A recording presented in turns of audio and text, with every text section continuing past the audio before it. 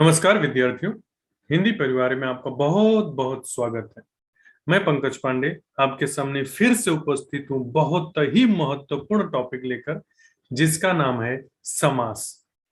अच्छा, ये महत्वपूर्ण इसलिए है कि आप कोई भी कॉम्पिटिटिव एग्जाम की अगर तैयारी कर रहे हैं तो उसमें अगर हिंदी से प्रश्न पूछा जाता है तो 2 से 4 प्रश्न समास से जरूर पूछे जाते हैं। तो अगर आप चाहते हैं कि वो 2 से 4 प्रश्न आपके कभी गलत ना हो, कभी गलत ना हो, तो आप ये वीडियो अंत तक जरूर देखिएगा। क्योंकि मैं आपको भरोसा दिलाता हूं, अगर आपने आज का वीडियो अंत तक देखा तो आपका समास से संबंधित प्रश्न कभी गलत हो ही नहीं सकता, कभी गलत नहीं हो सकता। क्योंकि मैं आज समास पहचानने की सबसे आसान ट्रिक आपको बताऊंगा, सबसे आसान ट्रिक, ऐसा ट्रिक कि आपका समास कभी गलत हो ही नहीं सकता। इसलिए वीडियो अंत तक जरूर देखिएगा। और वीडियो पसंद आए तो वीडियो को लाइक, कमेंट और दोस्तों में भी जरूर शेयर कर दीजिएगा। और अगर अभी तक आपने चैनल को सब्सक्राइब नहीं किया है तो चैनल को सब्सक्राइब करके बेल आइकन का बटन दबा दे, जिससे कि आगे आने वाले वीडियो आपको जल्द से जल्द मिल सके। क्योंकि मैं हमेशा कहता हूं कि हमारे वीडियो पर आए लाइक, कमेंट और हिंदी परिवार की बढ़ती संख्या हमारे अंदर एक नया जोश और जुनून भरता है नए नए टॉपिक पर वीडियो बनाने के लिए। इसलिए आप वीडियो को लाइक, कमेंट, शेयर करते रहिए। तो आइए शुरुआत करते हैं। तो मेरे प्यारे विद्यार्थियों, अगर हमें समास को पहचानना है तो सबसे पहले हमें यह समझना पड़ेगा कि समास किसे कहते हैं, समास की परिभाषा क्या है। तो 2 या 2 से अधिक शब्दों से मिलकर बने नए सार्थक शब्द को समास कहते हैं। सार्थक शब्द याद रखना हमेशा, सार्थक मतलब जिसका कोई अर्थ निकले, निरर्थक शब्द नहीं। जैसे समास है तो समास का ही शाब्दिक अर्थ होता है संक्षिप्तीकरण, अर्थात संक्षेप। मतलब जब हम किसी चीज को संक्षेप में करके लिखते हैं, उसे संक्षिप्त में लिखते हैं, तो वही हमारा समास कहलाता है। जैसे एग्जाम्पल की बात करें तो नव ग्रहों का समूह, इसमें 4 शब्द हैं, लेकिन चारों शब्दों को मिलाकर हमने एक शब्द में बदल दिया, नवग्रह। महान है जो देव, 4 शब्द हैं लेकिन चारों शब्द को मिलाकर एक शब्द बना दिया, महादेव। यही है संक्षिप्तीकरण। तो जब 2 या 2 से अधिक शब्द मिलकर एक सार्थक शब्द बनाते हैं, याद रखना सार्थक शब्द बनाते हैं, वही समास कहलाता है। और मेरे विद्यार्थियों को हमेशा एक चीज में डाउट रहता है, संधि और समास में। हमेशा याद रखना, 2 या 2 से अधिक शब्द मिलते हैं तो समास बनता है, और जब 2 वर्ण मिलते हैं तो संधि बनती है। परीक्षा में यह भी प्रश्न कई बार पूछा गया है कि 2 या 2 से अधिक शब्दों से मिलकर क्या बनता है, तो समास, और वर्णों से मिलकर क्या बनता है, संधि। क्योंकि हम संधि का विच्छेद करते हैं, संधि विच्छेद, विच्छेद मतलब तोड़ना, और समास का क्या करते हैं, विग्रह, विग्रह मतलब तोड़ना। समास, विग्रह, संधि, विच्छेद, ये हमेशा याद रखना। अब यहां हमने समझ लिया कि समास की परिभाषा क्या है, समास किसे कहते हैं। अगर किसी ने आपसे पूछा कि समास किसे किसे कहते हैं, तो सीधी सी बात है, 2 या 2 से अधिक शब्द मिलकर जब एक नया सार्थक शब्द बनाते हैं वो समास है। अब समास के भेद की बात करते हैं, समास के कितने भेद होते हैं, तो समास के 6 भेद होते हैं। ये भी परीक्षा में पूछा जाता है कि समास के कितने भेद होते हैं, तो समास के 6 भेद होते हैं। पहला तत्पुरुष समास, दूसरा अव्ययी भाव समास, तीसरा कर्मधारय समास, चौथा बहुब्रीहि समास, पांचवा द्विगु समास, द्वंद्व समास। इसमें एक और महत्वपूर्ण जो कई बार एग्जाम में पूछा गया, कई बार पूछा गया और पूछा भी जा सकता है कि तत्पुरुष समास के कितने भेद होते हैं। याद रखना, तत्पुरुष समास के भी 6 भेद होते हैं। ये दिमाग में रखना, समास के कितने भेद, 6 भेद। तत्पुरुष समास के कितने भेद, 6 भेद। कभी आपका गलत नहीं होगा, यह भी परीक्षा में पूछा जाता है। अगर क्या होता है ना, कभी कभी हमारे बच्चे नाम ही भूल जाते हैं कि ये 6 नाम हमको याद कैसे रहे, तो उसके लिए भी मैंने आपको जबरदस्त ट्रिक बनाई है, जिसे आप समास का नाम कभी भूल ही नहीं सकते, जीवन भर नहीं भूल सकते। और वो ट्रिक है अब तक द्वंद्वी, अब तक द्वंद्वी, अब तक द्वंद्वी। अ से अव्ययी भाव समास, ब से बहुब्रीहि समास, त से तत्पुरुष समास, क से कर्मधारय समास, द्वंद से द्वंद्व समास, द्वि से द्विगु समास। मतलब आज के बाद आप समास का नाम भी कभी भूल ही नहीं सकते। याद रखना बस, अब तक द्वंद्वी, अब तक द्वंद्वी। अब आगे हम पहचानेंगे कि समास एग्जाम में दिया गया तो कैसे समास कैसे पहचानेंगे, एक द्वंद्व समास है कि द्विगु समास है, एक बहुब्रीहि समास है, कर्मधारय समास है। सीधी सी बात है, मान लीजिए ये 6 आदमी है और ये 6 में से किसी एक के पास हीरा है, वो हीरा किसी एक के पास है जिसने चुराया है। अब हमें वो पहचानना है कि किसके पास है। तो अगर हम एक एक को पहचानते जाएंगे, एक एक को अलग करते चले गए, अगर इसमें 6 में से 5 लोगों को हमने अच्छी तरह से जान लिया, 5 लोगों के बारे में अच्छी तरह से पहचान लिया, तो छठवां हमें अपने आप आ जाएगा, उसे पहचानने की जरूरत ही नहीं है। ये 5 नहीं है तो छठवां ही है। तो सबसे पहले जो सबसे आसान है हम उसकी शुरुआत करेंगे, सबसे नीचे नीचे से चलेंगे। सबसे पहले हम देखेंगे द्वंद्व समास। सबसे आसान ट्रिक है, इससे आसान तो कुछ हो ही नहीं सकता। पहली चीज, इसके दोनों पद प्रधान है। ये भी कई बार एग्जाम में पूछा गया कि किस समास के दोनों पद प्रधान होते हैं। द्वंद्व समास। किस समास के पूर्व और उत्तर पद दोनों पद प्रधान होते हैं। द्वंद्व समास। किस समास के प्रथम और द्वितीय पद प्रधान होते हैं। द्वंद्व समास। मतलब एक ही समास से घुमा फिरा के कई प्रश्न पूछा जाता है। तो दोनों पद प्रधान मतलब द्वंद्व समास। और मैंने आपको पहले ही बताया था, पूर्व पद मतलब पहला पद, उत्तर पद मतलब दूसरा पद। हमेशा इसे याद रखना, क्योंकि बच्चे इसमें भी बहुत सारा बच्चों को डाउट आता है। अब इसका सबसे आसान ट्रिक है योजक चिन्ह, हाइफन। अगर किन्हीं दो शब्दों के बीच में हाइफन दिख गया तो जान जाओ वो आपका द्वंद्व समास है। और अगर उसका विग्रह करेंगे, मैंने पहले ही बता दिया, विग्रह मतलब तोड़ना, विग्रह मतलब तोड़ना। जब हम उसको तोड़ेंगे, जब हम उसको अलग करेंगे, तो उसके बीच में क्या आएगा, और दिखा, तोड़ने पर और दिखा तो जान जाओ द्वंद्व समास। और तीसरा ट्रिक, एक दूसरे के उल्टे, मतलब 3 3 ट्रिक है। आप किसी एक ट्रिक से पहचान सकते हो। हाइफन दिखा मतलब द्वंद्व समास, तोड़ने पर बीच में और दिखा मतलब द्वंद्व समास, दोनों एक दूसरे के उल्टे दिखे, माता पिता, माता पिता, सुख दुख, पाप पुण्य, तीनों एक दूसरे के उल्टे। और अगर हम इसका विग्रह करते हैं, माता और पिता बीच में क्या मिला, और सुख और दुख बीच में क्या मिला, और माँ, पाप और पुण्य बीच में क्या मिला, और। तो हमेशा याद रखो, और ये हाइफन, ये योजक चिन्ह दिखा ना, ये योजक चिन्ह दिखा ना, हाइफन दिखा, तो द्वंद्व समास। आंख बंद करके लिखना द्वंद्व समास। लेकिन इसमें भी एक महत्वपूर्ण चीज हमेशा याद रखनी है, जो बहुत स्कॉलर बच्चे भी गलत करके आते हैं, बहुत टैलेंटेड बच्चे भी गलत करके आते हैं, वह है कि हर योजक चिन्ह वाले शब्द द्वंद्व समास नहीं होते। आई रिपीट अगेन, हर योजक चिन्ह वाले शब्द द्वंद्व समास नहीं होते। जैसे आ गया धीरे धीरे, घर घर, रातों रात, दिनों दिन,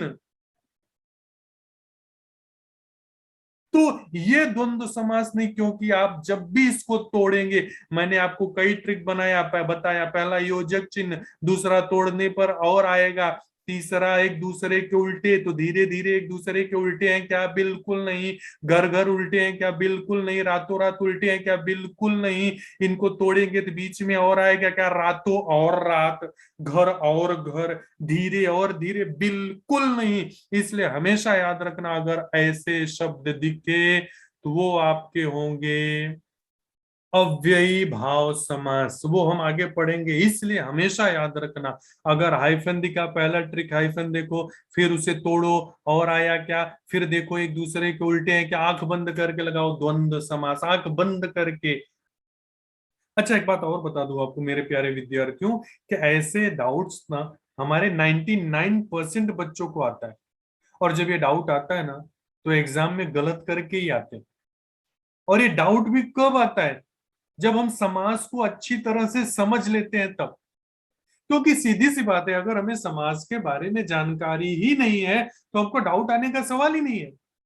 हमेशा याद रखना मेरे प्यारे विद्यार्थियों, हमेशा हमें किसी चीज में डाउट तभी आता है जब हम उस चीज को अच्छी तरह से समझ लेते हैं तब। और ये समझने के बाद आपको भी डाउट आएगा, वो डाउट हमने अंत में क्लियर कर दिया है, वो भी डाउट हमने अंत में क्लियर किया, इसलिए ये वीडियो अंत तक जरूर देखिएगा, जिससे कि आपका सारा डाउट क्लियर हो जाए, एक भी डाउट ना बचे। आगे चलते हैं, दूसरा देखते हैं। दूसरा है द्विगु समास। इसका पहला पद प्रधान होता है। मैंने द्वंद्व में क्या पढ़ा, दोनों पद प्रधान। इसका पहला पद, पहले पद को ही बोलते हैं पूर्व पद। एग्जाम में पूछ लेता है पूर्व पद, तो बच्चे डाउट में आ जाते हैं पूर्व पद किसे कहते हैं। तो याद रखना, पूर्व पद मतलब पहला पद। तो द्विगु समास में पहला पद प्रधान और संख्यावाचक, सबसे महत्वपूर्ण संख्यावाचक। दूसरा ट्रिक, समूह का बोध होता है, समूह की जानकारी होती है। समूह मतलब प्लूरल, बहुवचन। जैसे अगर हम एग्जाम्पल की बात करें तो दोपहर, दो क्या हो गया, प्लूरल। चौराहा, चार, चार प्लूरल। त्री, तीन प्लूरल। पंच, पंच मतलब पांच प्लूरल। पहला हो गया ये समूह। दूसरा क्या है, संख्यावाचक। पहला शब्द, पहला पद ही संख्यावाचक। दो संख्यावाचक, चौ संख्यावाचक, त्री संख्यावाचक, पंच संख्यावाचक। मतलब पहला ट्रिक, सबसे आसान ट्रिक, पहला पद प्रधान, पहला पद संख्यावाचक, समूह का बोध। जैसे दो पहरों का समाहार, दो पहर। चार राहों का समूह चौराहा। तीन कोड़ों का समूह त्रिकोण।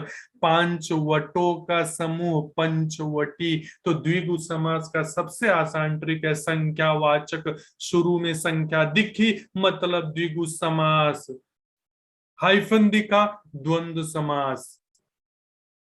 अब आगे तीसरा देखते हैं। तीसरा है हमारा बहुब्रीहि समास। हमने दो देख लिया, द्वंद्व देख लिया, द्विगु देख लिया। अब बढ़ते हैं बहुब्रीहि की तरफ। इसका तीसरा पद प्रधान होता है। ये भी एग्जाम में प्रश्न पूछा जाता है कि कौन से समास का तीसरा पद प्रधान होता है। याद रखना, तो बहुब्रीहि समास। कौन से समास का दोनों पद प्रधान नहीं होते, इसमें बच्चे डाउट में आ जाते हैं। याद रखना, कौन से समास का दोनों पद प्रधान नहीं होता। तो दोनों पद जब प्रधान नहीं होते तो बहुब्रीहि समास, क्योंकि बहुब्रीहि समास में तीसरा पद प्रधान होता है।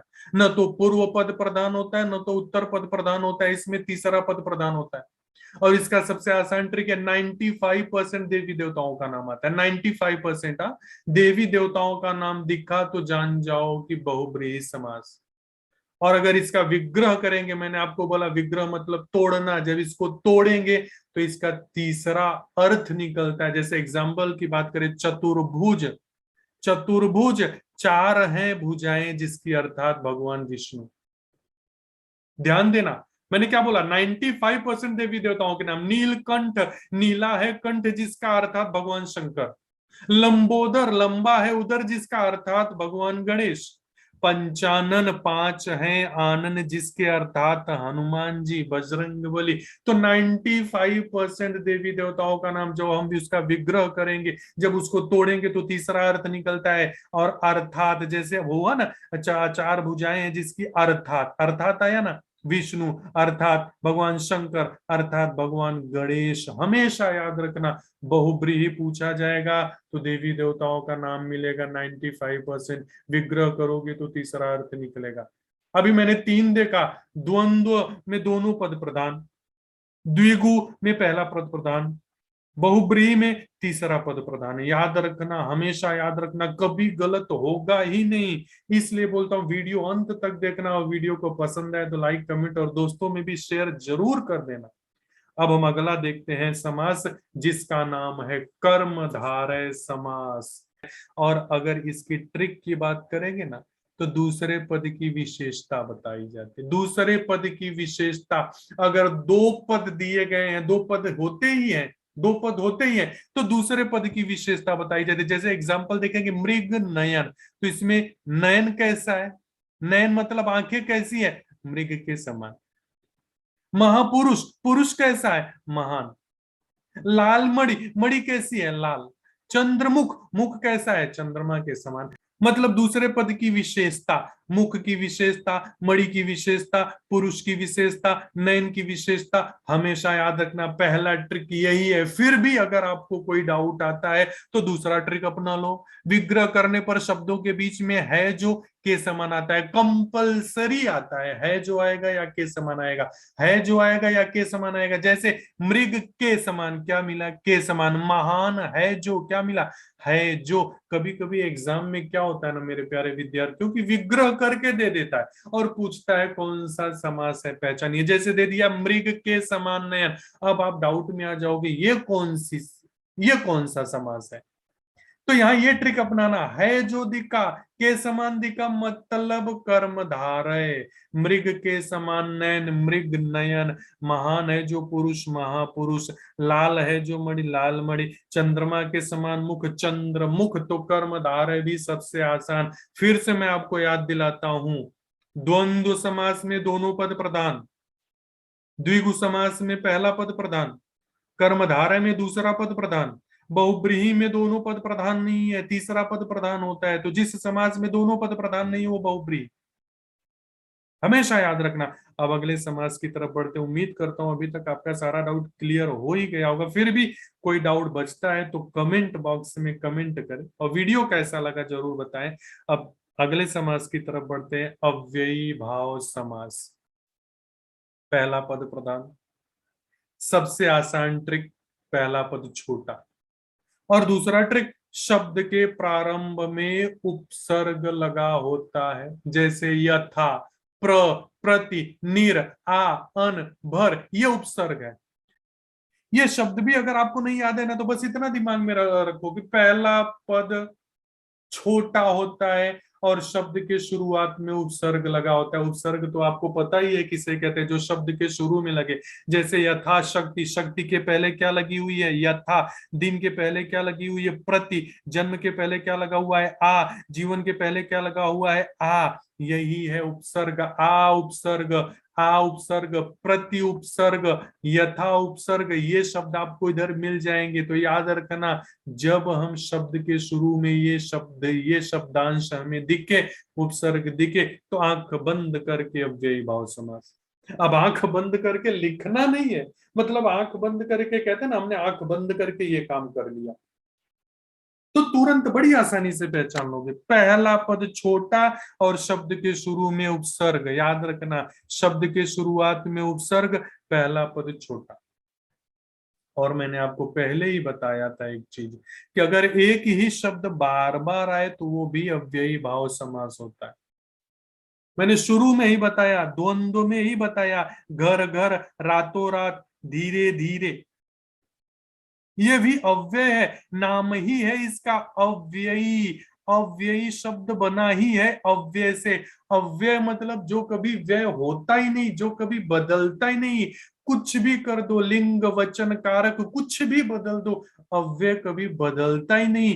तो ये घर घर है, ये रातों रात है, ये धीरे धीरे है। आप कुछ भी बदलो, लिंग वचन कारक, कहते हैं ना घर घर की कहानी है। अब घर घर की कहानी है तो आप वो घर घर का घूर घूर घार घार घोर घोर होगा ही नहीं।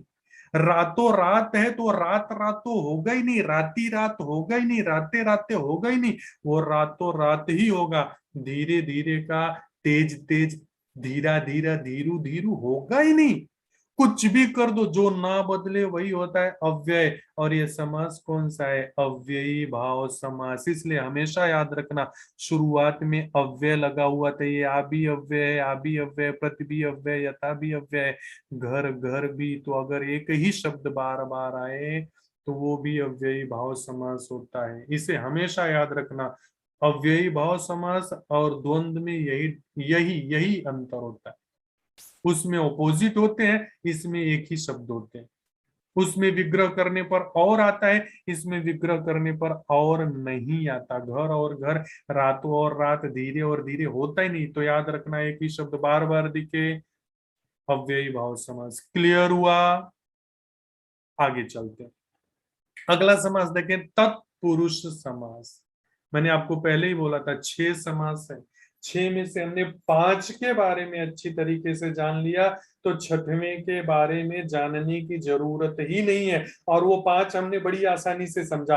पहला, द्वंद्व, दोनों पद प्रधान। ट्रिक, बीच में और दिखे विग्रह करने पर, दोनों एक दूसरे के ऑपोजिट हो और योजक चिन्ह लगा हुआ हो, हाइफन का चिन्ह लगा हुआ हो। द्विगु संख्यावाचक, शुरू में संख्या दिखा मतलब द्विगु समास। बहुव्रीहि, तीसरा पद निकल के आए, तीसरा पद प्रधान, 95% भगवान का नाम। चौथा हमने पढ़ा कर्मधारय समास। कर्मधारय विशेषता, दूसरे पद की विशेषता, दूसरे पद की विशेषता। नील कमल, कमल कैसा है? नीला है। चंद्रमुख, मुख कैसा है? चंद्रमा के समान। कर्मधारय, और वो भी ट्रिक बता दिया था। उसके बाद नंबर आता है तत्पुरुष। अव्ययी भाव भी हमने पढ़ लिया। पहला पद अव्यय, पहला पद अव्यय, शब्द के शुरुआत में उपसर्ग लगा होता है। अब ये 5 क्लियर हो गया तो छठवां पढ़ने की जरूरत ही नहीं है। फिर भी हम ये देखते हैं इसमें क्या होता है, दूसरा पद प्रधान होता है और कारक चिन्हों का लोप होता है।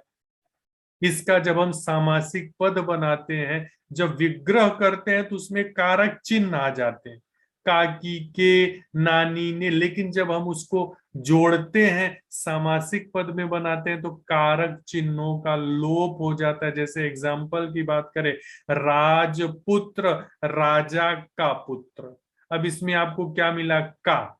अच्छा, कारक की बात करें, कारक चिन्हों की बात करें तो आपने पढ़ा ही होगा, कर्ता ने कर्म को करण से के द्वारा संप्रदान को के लिए अपादान से संबंध का की के रारी रे नानी ने अधिकरण में पर। ये हमारे कारक, अगर मैंने पहले ही बताया तत्पुरुष समास के 6 भेद होते हैं। आई रिपीट अगेन, तत्पुरुष समास के 6 भेद होते हैं। एग्जाम में भी पूछा जाता है तत्पुरुष समास के कितने भेद होते हैं, तो 6 मैंने शुरू में ही बताया। समास के कितने भेद होते हैं? 6। तत्पुरुष समास के कितने भेद होते हैं? 6। और वो कारक चिन्ह है का, की, के लिए, को, में, पर, से। अगर इसको भी आप ट्रिक में याद करना चाहते हो तो मैंने बहुत सोच समझ के बनाया।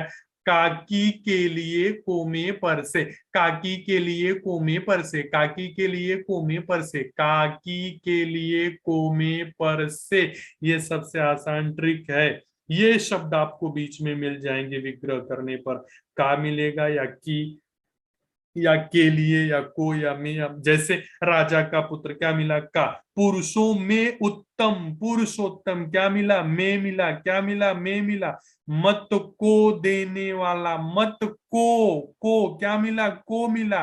हाथ के लिए कड़ी, के लिए क्या मिला? के लिए हो गया हथकड़ी। हमेशा याद रखना तत्पुरुष समास को इसीलिए मैंने सबसे अंत में रखा क्योंकि इसके 6 भेद होते हैं।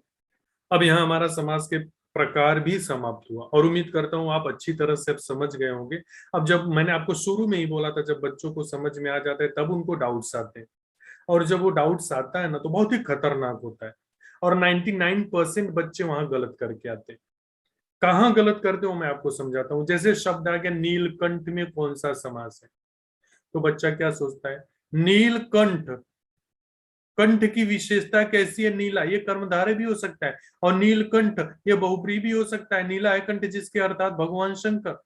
पीतांबर, पीला है अंबर, ये कर्मधारय भी हो सकता है और ये बहुब्रीहि भी हो सकता है। पीला है अंबर जिसके अर्थात भगवान विष्णु महादेव, ये भी कर्मधारय हो सकता है, क्योंकि देव कैसे हैं? महान। देव की विशेषता क्या है? महान। तो ये भी कर्मधारय हो सकता है। तो हमेशा याद रखना मेरे प्यारे विद्यार्थियों कि नीलकंठ कर्मधारय भी हो सकता है, बहुब्रीहि भी हो सकता है। पीतांबर कर्मधारय भी हो सकता है, बहुब्रीहि भी हो सकता है। महादेव कर्मधारय भी हो सकता है, बहुब्रीहि भी हो सकता है। लेकिन अगर आपको एग्जाम में दोनों ऑप्शन दिए हैं, बहुब्रीहि भी दिया है, कर्मधारय भी दिया है, तो आपको पहले बहुब्रीहि को वरीयता देना है।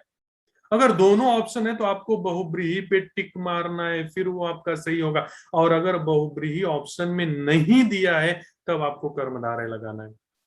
हमेशा याद रखना, क्योंकि इसमें 99% बच्चे गलत कर देते हैं। फिर से मैं बोल रहा हूं, अगर दोनों ऑप्शन दिया है, बहुब्रीहि भी कर्मधारय भी, तो आपको पहले बहुब्रीहि पे टिक मारना है। बहुब्रीहि नहीं दिया है तब वो कर्मधारय होगा। अब आइए हम आपको समझाते हैं कि अगर एग्जाम में आया, तो एग्जाम में तो समास तो 6 प्रकार के होते हैं, लेकिन एग्जाम में ऑप्शन तो हमेशा 4 ही दिया जाता है। वहां एग्जाम में 6 ऑप्शन नहीं दिए जाते। अब हम ये भी तरीका सीख लेते हैं कि एग्जाम में कैसे एक एक को छांटेंगे, कैसे एक एक को पहचानेंगे। जैसे हमें शब्द दे दिया गया चतुरानन, बोला गया चतुरानन में समास बताइए।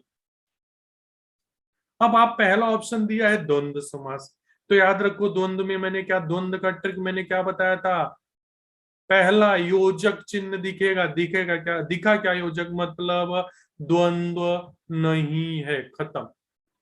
दूसरा क्या है, द्विगु, सबसे आसान जो मैंने बताया था द्विगु, पहले एक एक को अलग करो, एक एक को अलग करो। द्विगु में मैंने बोला था संख्यावाचक चतुरानन संख्या है क्या, नहीं है, बिल्कुल नहीं है, तो ये भी खत्म हो गया।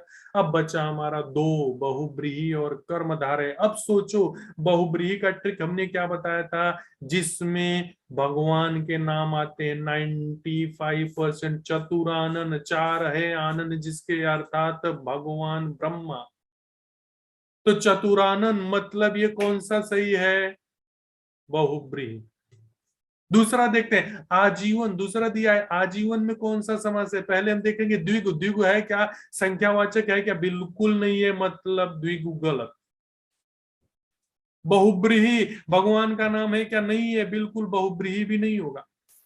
अव्ययी भाव समास मैंने बोला था, पहला शब्द अव्यय और उपसर्ग, उपसर्ग है क्या, आजीवन, आ क्या है उपसर्ग, आ क्या है उपसर्ग मिल गया, मतलब ये हमारा क्या है आजीवन अव्ययी भाव समास। ऐसे आप एक एक को चार चार ही ऑप्शन दिए जाते उधर, एक एक को अलग करो ना, एक एक को अलग करो, अपने आप उत्तर आ जाएगा सामने। जैसे रामकृष्ण, आपको हाइफन दिखा, तुरंत कोई कोई रूल एंड रेगुलेशन लगाने की जरूरत, मैंने आपको क्या बोला था, योजक चिन्ह दिखा मतलब द्वंद्व, तोड़ने पर और दिखा, देखो तोड़ने पे और आएगा क्या, राम और कृष्ण, बिल्कुल, मतलब ये आंख बंद करके हमारा क्या हो जाएगा, द्वंद्व समास, और कुछ सोचना ही नहीं है।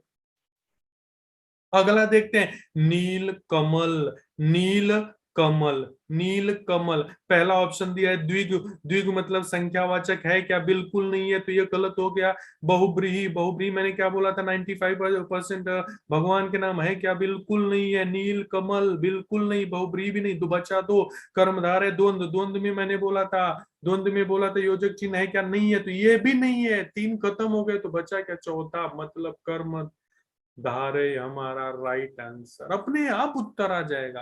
तो ये पहचानने का तरीका है, एक एक को तोड़ना, एक एक को अलग करना, उत्तर अपने आप आपके सामने आएगा, कभी गलत होगा ही नहीं। और यहाँ समाज को पहचानने की हमारी ट्रिक समाप्त होती है। उम्मीद करता हूँ सबको समझ में आ गया होगा। फिर भी कोई डाउट है तो कमेंट करें, और वीडियो कैसा लगा, वीडियो पसंद आया तो वीडियो को लाइक कमेंट शेयर करना ना भूलें, और अपने दोस्तों में जरूर शेयर करें, जिससे जरूरतमंद विद्यार्थियों तक ये वीडियो पहुंच सके। और अभी तक आपने चैनल को सब्सक्राइब नहीं किया है तो चैनल को सब्सक्राइब करके बेल आइकन का बटन दबा दीजिए, जिससे आगे आने वाले वीडियो आपको जल्द से जल्द मिल सके। मिलेंगे हम नए वीडियो में नए टॉपिक के साथ, तब तक के लिए बाय बाय, टेक केयर।